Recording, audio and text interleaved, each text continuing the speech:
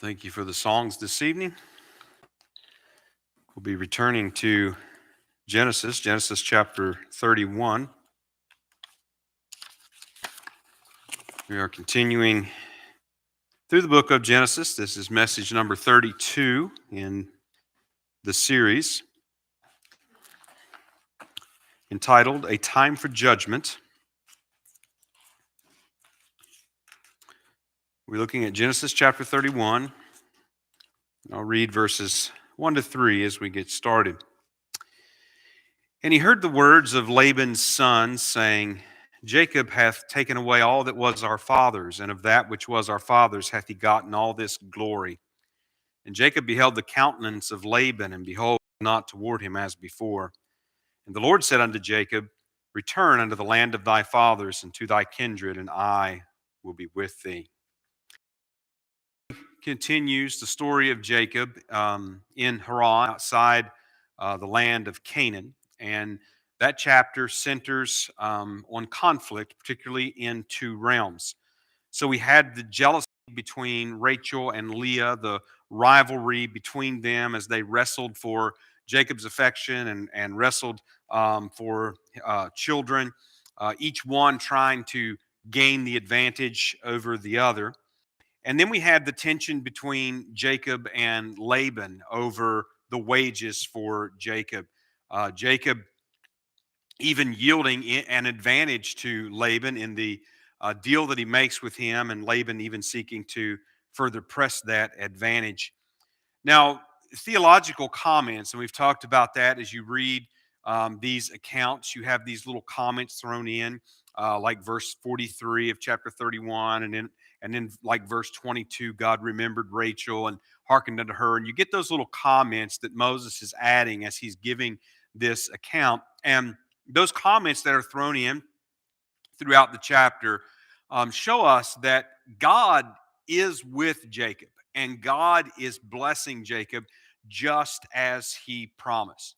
Now, when you think about how that God was evidently with him, how that God was blessing him, I'm sure things were not going the way that Jacob had envisioned. And I'm sure as he lay there on the ground in Bethel with his heads propped up on those stones when God appeared to him in a dream, and he had set out. And I mean, this was the place he was going to. He was going to Haran. He was going to try to find his mother's kindred. He's looking for a wife.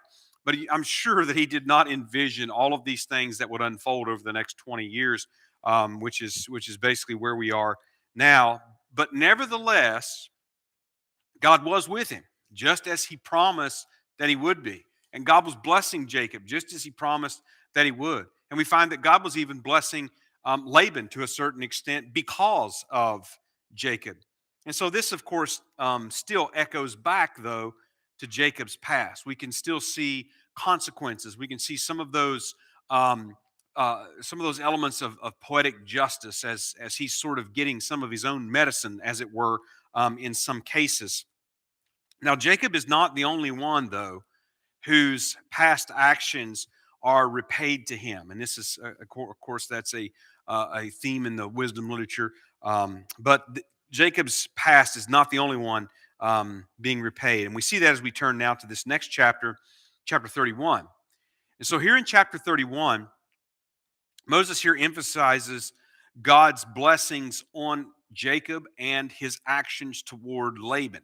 So in the previous chapter, we had these comments here and there, just enough to make sure that we're, as we're reading along, we're keeping track of the fact that God is active in this situation. He's not always readily seen, but from time to time, God remembered Rachel, God heard, God was with Jacob, God's working these things out. And so as we come into chapter 31, we find that not only is God active in being with Jacob and blessing him, but God is also active in repaying to Laban for his deeds as well. So if you think about the image in chapter 30, we talked about how it's centered all around conflict. And of course, conflict is just a theme that goes through the book of Genesis, beginning all the way back with Cain and Abel. But this conflict in chapter 30 was you can't miss it. And so in chapter 30, you have this family in conflict, but in chapter 31, we actually reverse that image somewhat, because in chapter 31, Jacob's family is actually united in this particular instance, and it's Laban that has a day of reckoning that is to come to him. So the hints of God's presence and the hints of God's actions that we had in chapter 30 become very clear actions. As we have two appearances of God in dreams in this chapter. We have the words of God that are spoken and confirmed. Words coming from the Lord in His appearance. Words repeated by Jacob. Even some of the words repeated by Laban. Words repeated by Rachel and Leah and so on, are all giving witness to the sovereignty of God in all of these events. So Jacob wanted to assure that his deal with Laban was fair. Remember that Jacob said that this, if Laban would agree to these terms, that this deal would show Jacob's righteousness. In other words, it would show that he was just. He hadn't cheated Laban in any way. He hadn't misrepresented. He hadn't deceived. He hadn't done anything like that. And Jacob obviously was one that knew how to work and knew how to manage and knew how to make a profit, as it were. So his deal with Laban was to be fair, at least for Jacob's part. And so here in chapter 31, Jacob is exonerated that he did stay true to his word in his dealing with Laban. So as we look at this chapter, we have two large sections, verses 1 to 21, where Jacob flees from Haran. He's returning back toward the land of Canaan. And in verses 22 to 55, where Laban catches up to Jacob. And so there is an interaction and sort of a settling and an agreement between them. So we want to begin looking here in this first part, where Jacob goes to return to the land of Canaan. Let's start again with verses 1 to 3. And he heard the words of Laban's son, saying, Jacob hath taken away all that was our father's, and of that which was our father's hath he gotten all this glory. And Jacob beheld the countenance of Laban, and behold, it was not toward him as before. And the Lord said unto Jacob, Return unto the land of thy fathers and to thy kindred, and I will be with thee. So Jacob had worked and had kept true to his words to Laban with the deal that he had made with him. And the result was not noted, or it was noted in the previous verse at the end of chapter 30, there in verse number 43, talking about how that the man increased greatly, exceedingly, had much cattle, and so on. So Jacob was greatly increased with wealth. Obviously, his family was also greatly multiplied. And so all of this increase to Jacob over this roughly 6 year span of time, led to jealousy on the part of Laban's sons. And that's how the chapter opens. They were complaining that Jacob had taken away all this wealth from their father and essentially had left him poor, even though that wasn't exactly the case. Now, we've also talked about how, as we go through, that Moses emphasizes at certain points how that there are similarities in these accounts and the events of their lives. And so here we get a reminiscence of how that the Philistines were jealous of Isaac's wealth. And remember, they're stopping up those wells, and he had all that problem back in chapter 26. And particularly there, spoken of in verse number 14. And so Jacob is now similarly enduring some of this sort of jealousy and envy because of his wealth. So Jacob heard the sons of Laban. We're not told how that he heard that or how that he came to know. Or maybe they said that to him. I don't know. But he heard the words of the sons of Laban. And he also observed that Laban himself was not as friendly to him. He wasn't as graciously inclined to him as he had once been. And we actually here get at the end of verse number 1 that word, he's gotten all this glory. This is actually the first use of the word kavod in Genesis. And I normally wouldn't even point that out, but since it has been something that has been of significance as we have been going through the Psalms, it is interesting to see. I think it's only used about 3 times in Genesis. It's the first time here. And typically we see it used much more later because it is much more used in association with kingship. But it is interesting that it is used here. Obviously it means a weight, a person of weight, a person of nobility. So what it's indicating is that Jacob has become powerful, not just wealthy, but he's also become powerful. And we saw that with Abraham, and we saw that with Isaac as well. And so now we're seeing this being said of Jacob, and actually the use of this term kavod for glory that will again be much more prevalent in the later parts of the Old Testament. Now, we are not told how that the Lord appeared to Jacob and spoke to him until a little later. We find out a little later that it was in a dream that the Lord appeared to him. Here we just get the pertinent words that the Lord said unto Jacob, return unto the land of thy fathers and to thy kindred, and I will be with thee. So we see there's a certain parallel in these words because Jacob is here in Haran, and this is where Abraham was, and God told Abraham to leave the land of Haran and leave his family and to go to Canaan, this land that he was going to show him. And now he's appearing to Jacob here, and he's telling Jacob to leave Haran and go to the land of his fathers and go to his family, and that he will be with him. So again, just confirming those promises that he had made, beginning with Abraham and now coming down to Jacob. And God renews this promise to be with him. And we've already seen a demonstration of what this means, that God is with him. He had promised to be with him in Haran. He promises here to be with him in returning to the promised land. And his being with him is what has kept him and protected him all these 20 years that he has been in Haran, and will protect him when he goes to return. Now look at verses 4 to 13. And Jacob sent and called Rachel and Leah to the field unto his flock, and said unto them, I see your father's countenance, that it is not toward me as before, but the God of my father hath been with me. And ye know that with all my power I have served your father. And your father hath deceived me, and changed my wages 10 times. But God suffered him not to hurt me. If he said thus, the speckled shall be thy wages, then all the cattle bear speckled. And if he said thus, the ringstrake shall be thy hire, then bear all the cattle ringstrake. Thus God hath taken away the cattle of your father, and given them to me. And it came to pass at the time that the cattle conceived, that I lifted up mine eyes and saw in a dream, and behold, the rams which leaped upon the cattle were ringstraked, speckled, and grizzled. And the angel of God spoke unto me in a dream, saying, Jacob. And I said, Here am I. And he said, Lift up now thine eyes, and see all the rams which leap upon the cattle are ringstraked, speckled, and grizzled. For I have seen all that Laban doeth unto thee. I am the God of Bethel, where thou anointest a pillar, and where thou vowest a vow unto me. Now arise, get thee out from this land, and return unto the land of thy kindred.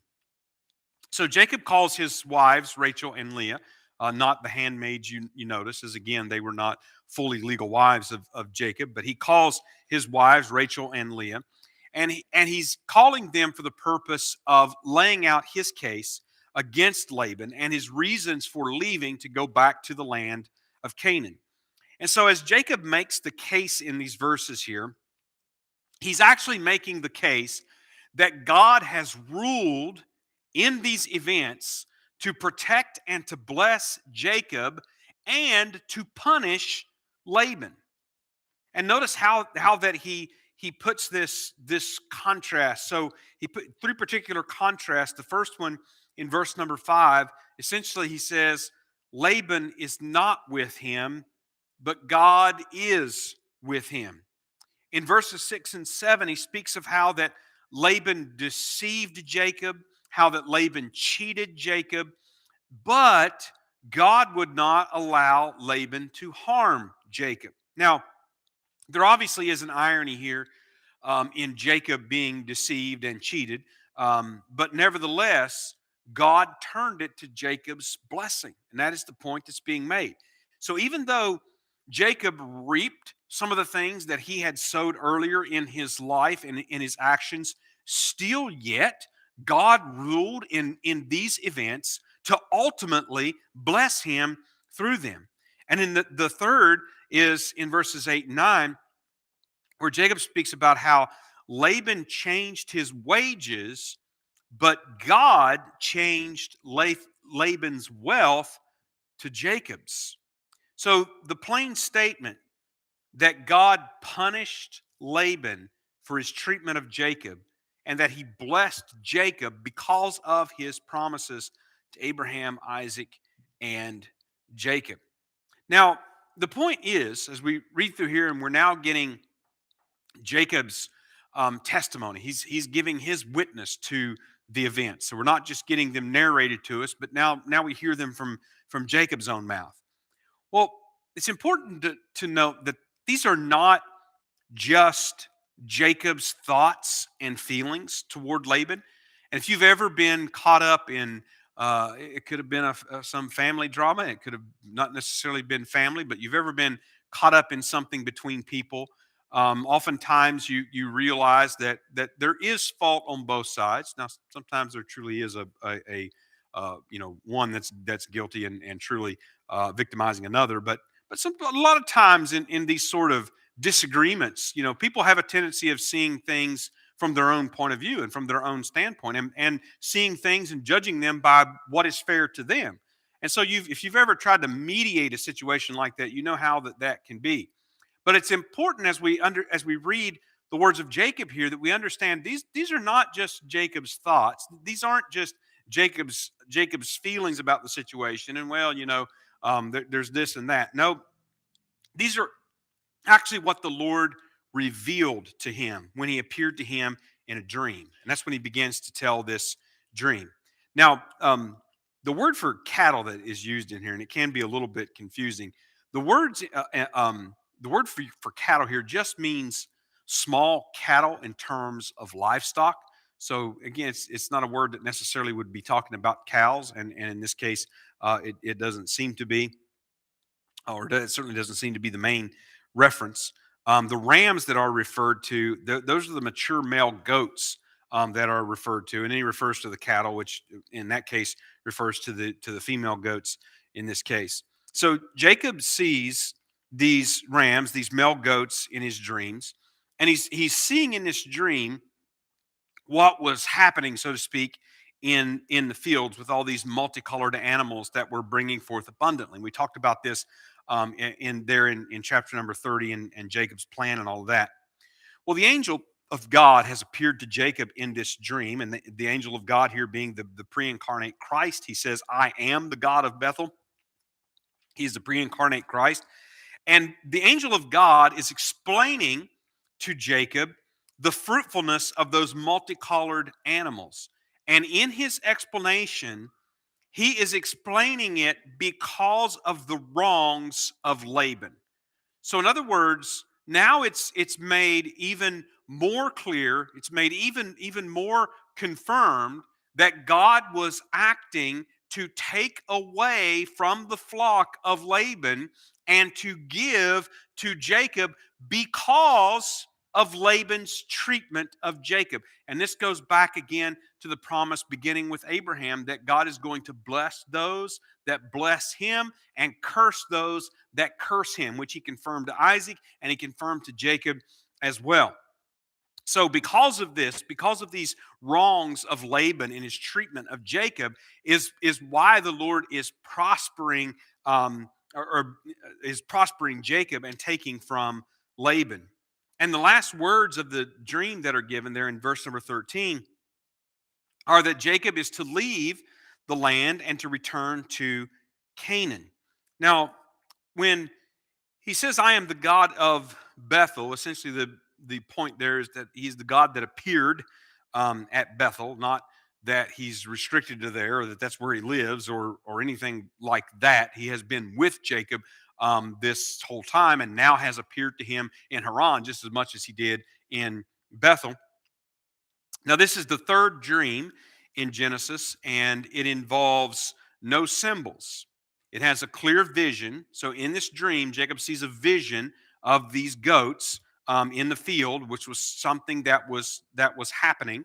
And then there's just plain speech that's giving explanation and giving instruction to Jacob and making it clear. Of course, the dream says nothing about the rods and all of those things that Jacob did. And again, there's just a lot more questions about that probably than there are answers. But nevertheless, it's made clear that those flocks and herds brought forth of those multicolored animals because God was blessing Jacob and punishing Laban. Now let's look at verses 14 to 16. And Rachel and Leah answered and said unto him, Is there yet any portion or inheritance for us in our father's house? Are we not counted of him strangers? For he hath sold us and hath quite devoured also our money. For all the riches which God hath taken from our father, that is ours and our children's. Now then, whatsoever God hath said unto thee, do. So this is where Rachel and Leah respond to Jacob, and they respond with, and apparently they're presented as united in this response. They respond with their complaints against their father as well. That Laban has treated them as more mere property. He sold us and he spent all of our inheritance. And you see, at least a portion of the bride price was to provide an inheritance to the daughter that was married. And one thing that's interesting as you go through the account is that it's obvious that Laban was a man that could be quite a stickler for the customs, quite a stickler for the rules, you might say, when he could work those to his advantage. But he also seemed to be able to easily abandon them when it was more convenient to abandon them, like in the case of what happened with the bride price. And apparently he had spent this inheritance and had not given it to his daughters, which he should have. So even here we get Rachel and Leah acknowledging that what has happened is the Lord again taking from Laban and giving to Jacob, and therefore to them and to their children as well.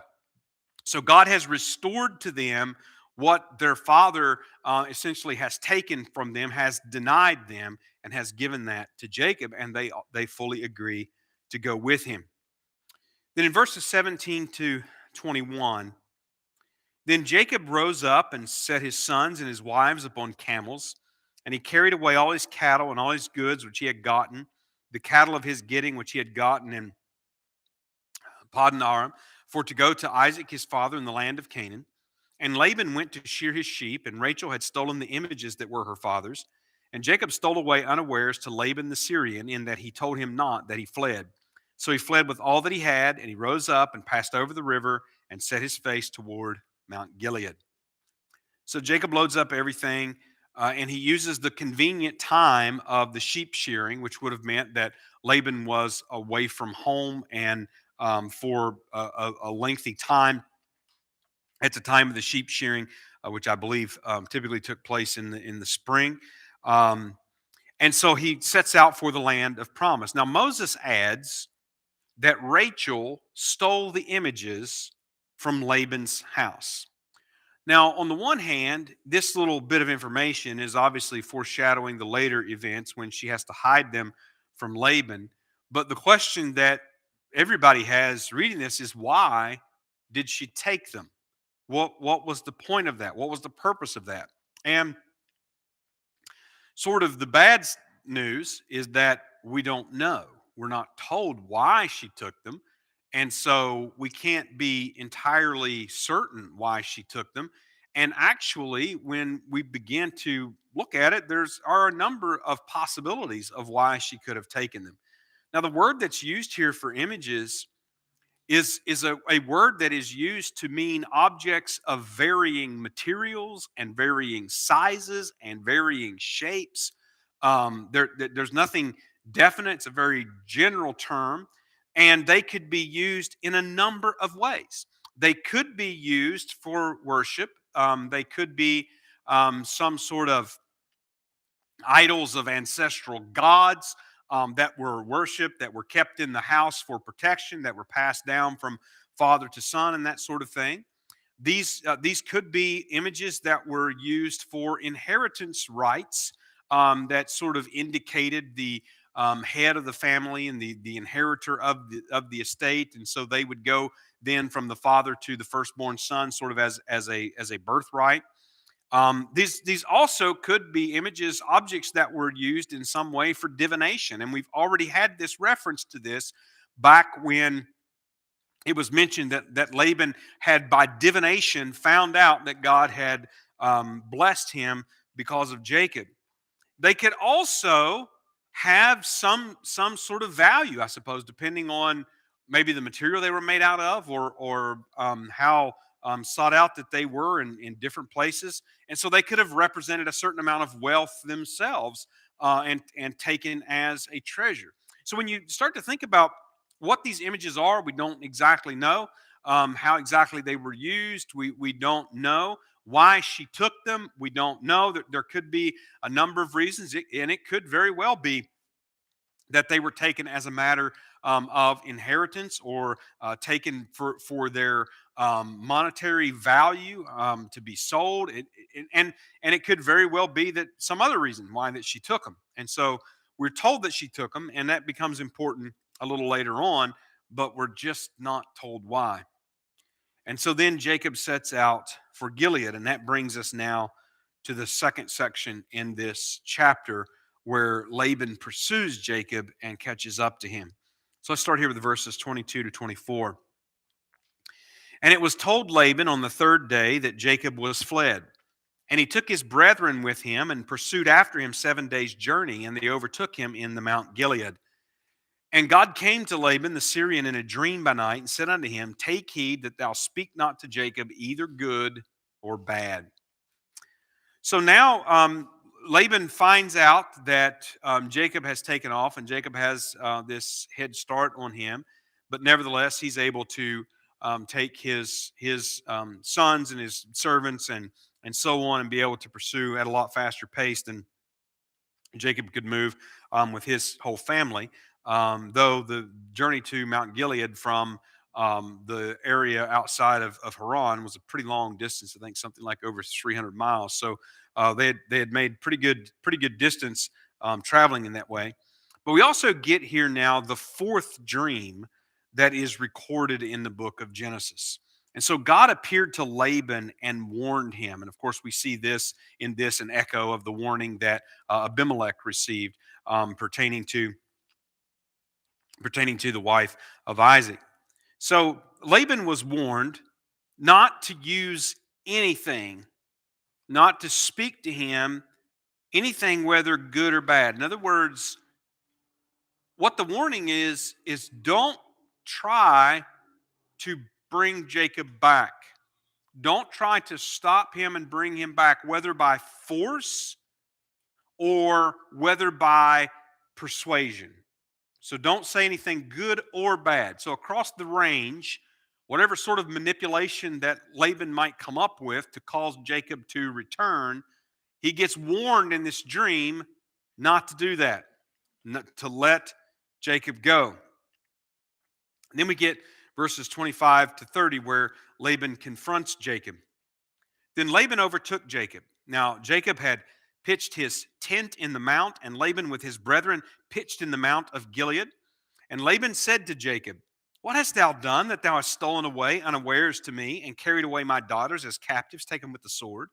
Wherefore didst thou flee away secretly, and steal away from me, and didst not tell me, that I might have sent thee away with mirth, and with songs, and with tabret, and with harp? And hast not suffered me to kiss my sons and my daughters? Thou hast now done foolishly in so doing. It is in the power of my hand to do you hurt. But the God of your fathers spake unto me yesternight, saying, Take thou heed that thou speak not to Jacob either good or bad. And now, though thou wouldest needs be gone, because thou sore longest after thy father's house, yet wherefore hast thou stolen my gods? So Laban does accuse Jacob and charge Jacob with secretly stealing away his family.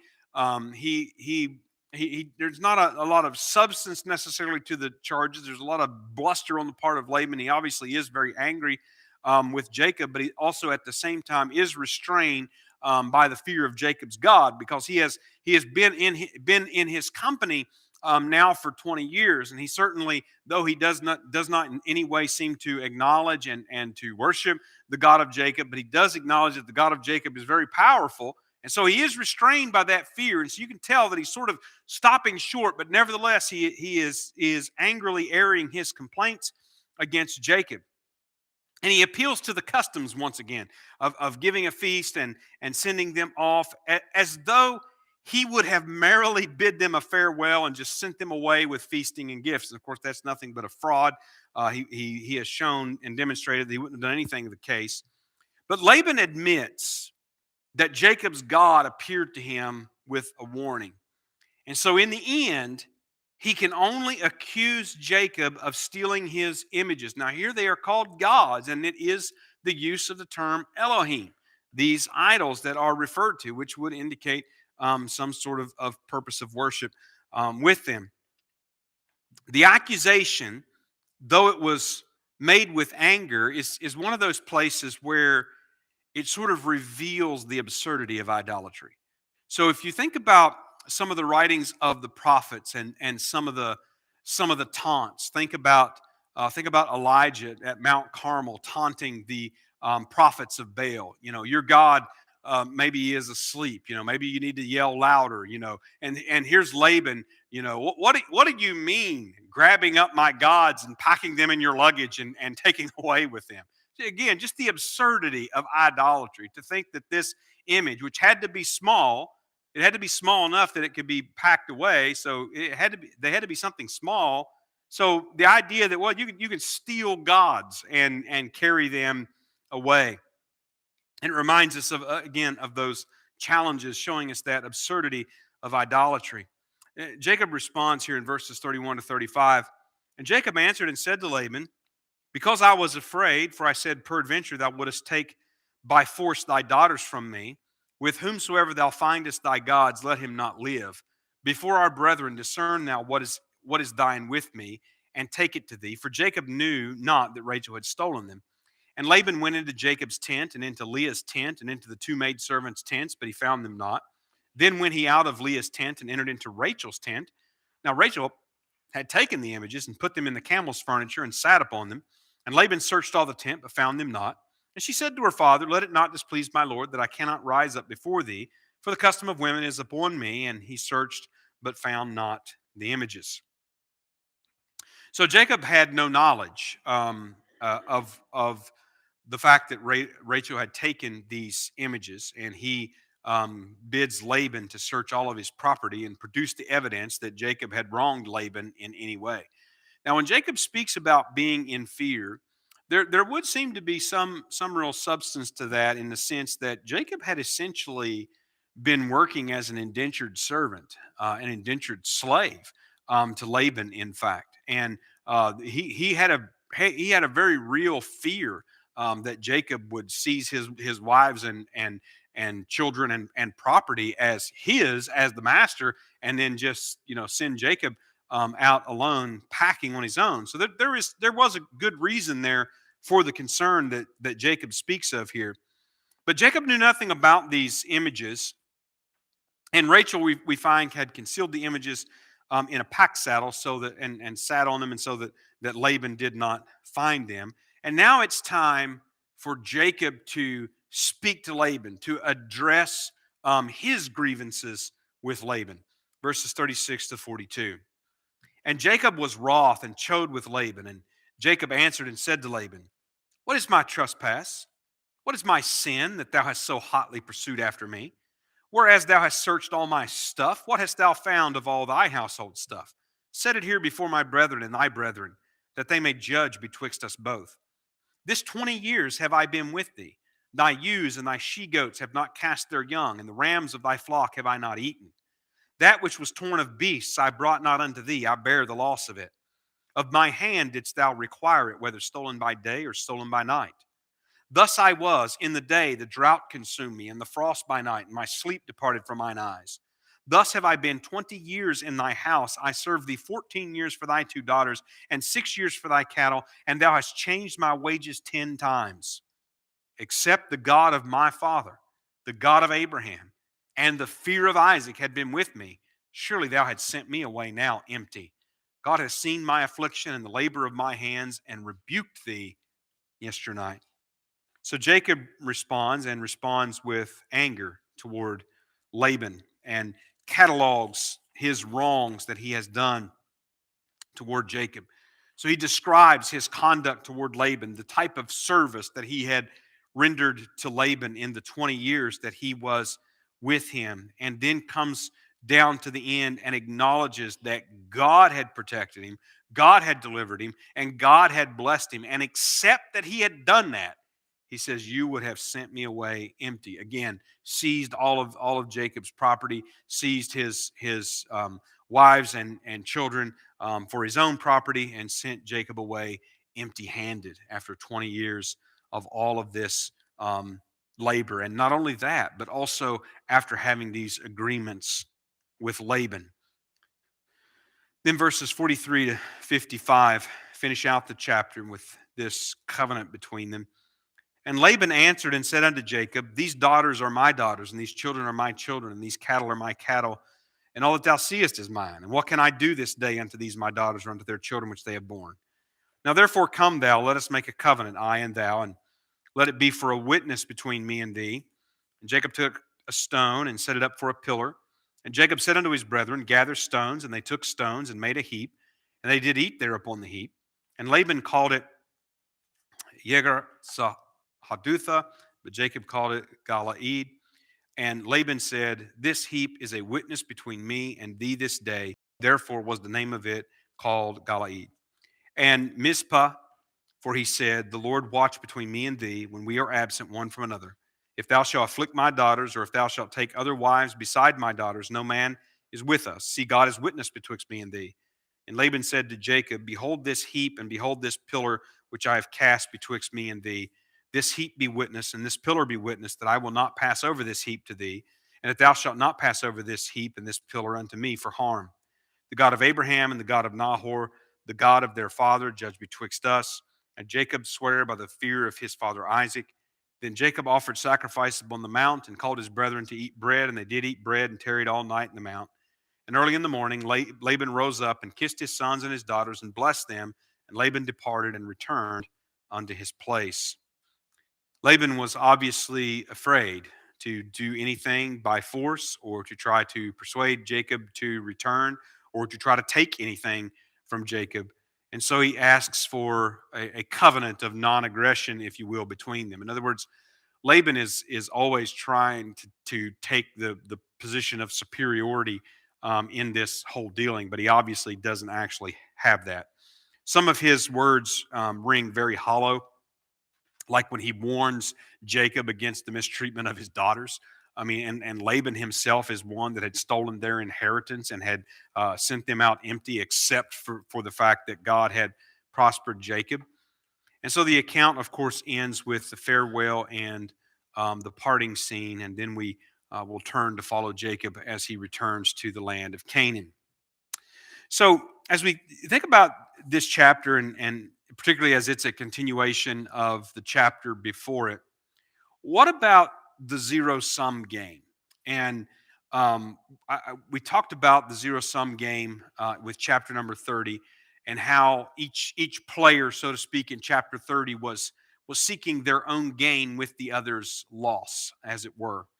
And it seems like that as we look at this chapter now, that Laban had to lose in order for Jacob to win. So where does that put us with this zero-sum game? Well, Laban's gain it was initially Jacob's loss. Jacob served Laban essentially without wages, and he was earning that, or paying off that debt of the bride price.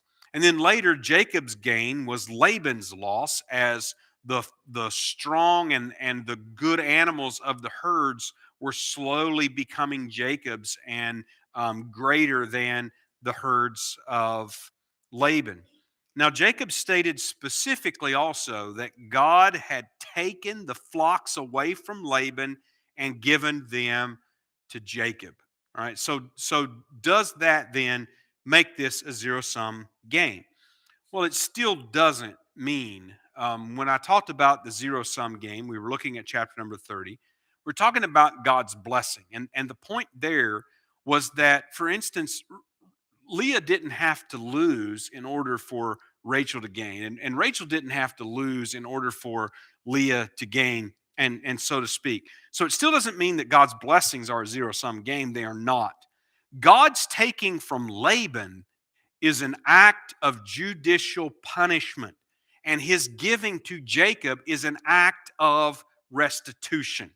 All right, so that's not the same thing as a zero-sum game in terms of God's blessing. But think about, what is the punishment of Laban based on? What is the restitution of Jacob based on?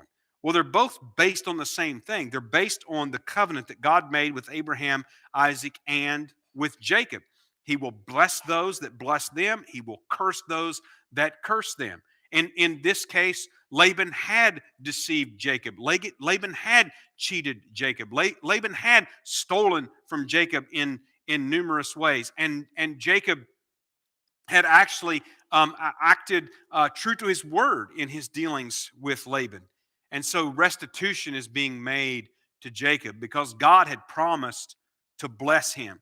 The point then would be that Laban didn't have to lose in order for Jacob to be blessed, if you follow me. Laban could have always repented and trusted in the God of Jacob. He didn't have to lose in order for Jacob to be blessed. And he would have been blessed as well. But of course, he did not do that. This chapter also reveals to us the true blindness and folly of sin. I mean, Laban in this chapter is actually upset, and he's actually complaining as though he is the one that has been wronged this whole time. He is the one that has been done wrong through all of these events and all of these deals. But however, as the truth comes out, he's wronged Jacob, he's wronged Leah, he's wronged Rachel. He has been the one who has been wronging everyone else. Now, he doesn't acknowledge that Jacob has been true to his word in the deals with Laban, even though Laban had changed the deals even after the fact when it was most advantageous for him. And Laban even acknowledged that the God of Jacob had blessed Jacob and had prevented Laban from harming him when he had the power and the motivation to do so.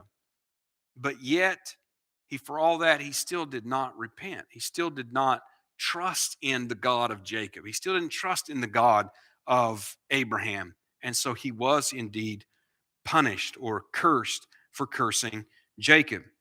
So unless Laban did repent and believe later, he will face a much worse judgment and punishment than just losing some flocks. And this is the same message for Israel. In light of that generation that died in the wilderness, that you if you do not believe, if you do not obey, if you do not trust, you will die just as they did. You will be punished as well.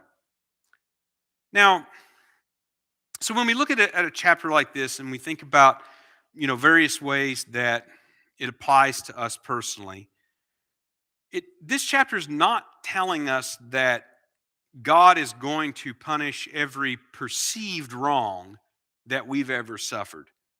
Some people have a long list ready of grievances that they've supposedly suffered at the hands of nearly everyone they've ever known. And we shouldn't make the mistake of thinking that restitution means, well, their new car is going to be given to me. I deserve that car a whole lot better than them. If maybe it's someone at work and we're both up for a promotion, well, it's obviously going to come to me because they've wronged me, they've done this and that. We shouldn't take that sort of a message away. The message of the gospel is that all of our wrongs that we've suffered and all of the wrongs that we have done to others are righted at the cross of Jesus Christ. Think about when the Lord taught the disciples to pray. This is just a portion of it in Matthew chapter 6, verses 12 to 15. And forgive us our debts as we forgive our debtors. And lead us not into temptation, but deliver us from evil. For thine is the kingdom and the power and the glory forever. Amen. And then here's Jesus' explanation of praying, forgive us our debts as we forgive our debtors. For if ye forgive men their trespasses, your heavenly Father will also forgive you. But if ye forgive not men their trespasses, neither will your Father forgive your trespasses. So we certainly cannot think that we've only ever been wronged and we have never wronged another ourselves. We certainly have. I'm not in any way trying to downplay the fact that we have all probably suffered wrongs at the hands of others to varying degrees, some to great extremes, terrible things in ways that they have been wronged. And we've all suffered those sort of things. But if we're also honest, we'll say that there have been some ways that we have wronged others as well. Oh, maybe not in this same way, maybe not in that way, but we have. And again, the message of the gospel is not hope for us that, oh, okay, well, we're gonna see, our enemies stumble and fall, and all of their stuff is going to be given to us. Well, that's not the hope of the gospel. The hope of the gospel is that all of those wrongs are going to be set right. And Jesus went to the cross of Calvary to set those right. All right, that's all of our message for this evening. We will close with a hymn.